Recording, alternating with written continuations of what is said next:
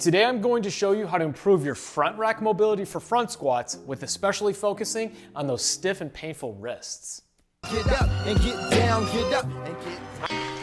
One of the most common complaints for front rack positioning is stiff and tight wrists. Today, let's talk about how to screen for that problem and break down how you can fix it. So Ed, let's put that back.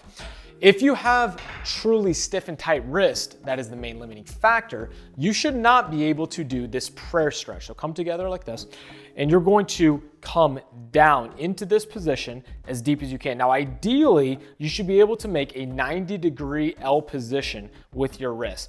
If you cannot get into this position easily, or it creates a pinch pain on the back side of the wrist joint, it means that the joint may not be moving as optimally as possible, and that could be limiting optimal front rack positioning. So if that is you, here's what you're gonna do. We're gonna start off with a banded joint mobilization. Ed's gonna grab a small band that's about 1 inch thick diameter. He's going to place his hand up onto a bench. Now this band has to be positioned on the top of the wrist. If it's too up high up here onto the wrist joint or onto the forearm, it's not gonna do anything. So we wanna position it on the top of the hand. Very good.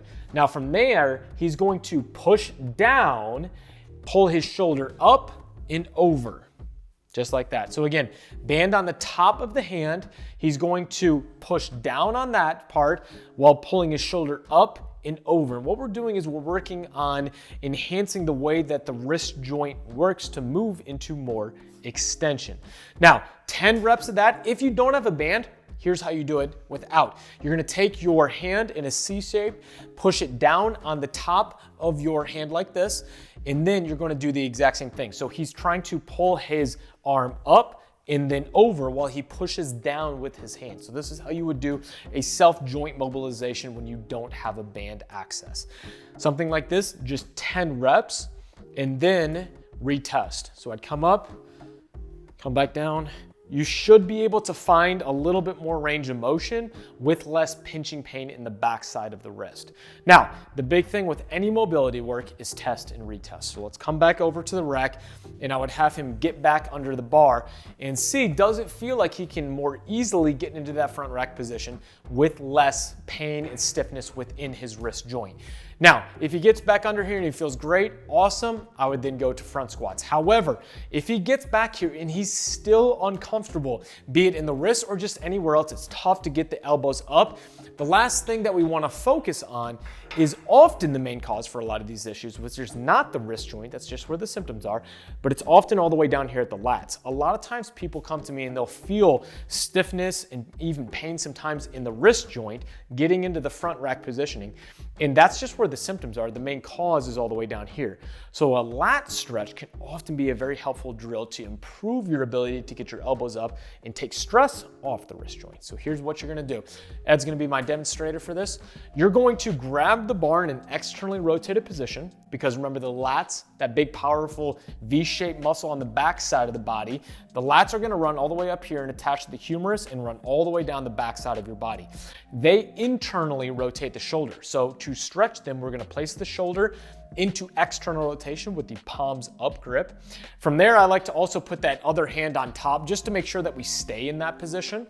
Okay, now the next part is he's going to push his hips back into a little hinge and even tuck his leg back here.